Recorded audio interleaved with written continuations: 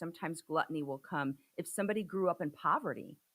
And you might say, well, how's that possible? Why would somebody have an addiction to food if they grew up in poverty? Well, because of lack.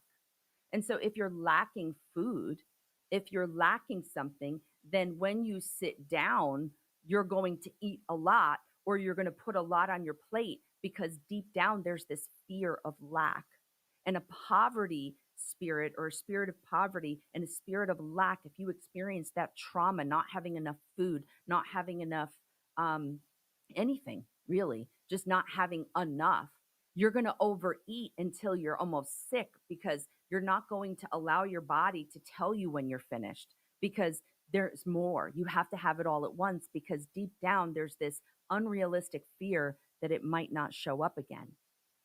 And that happens specifically when people have gone through, poverty in the sense of maybe having food one week, but then the next week there's nothing to eat. So sometimes inconsistent parenting, poverty, maybe parents who were alcoholics or drug addicts and didn't really provide. And so sometimes on a good week, the kids had, cereal and things that were available to them. But then the next week, if their parents were on a bender, they didn't have anything. They had nothing to eat. They had nothing at all.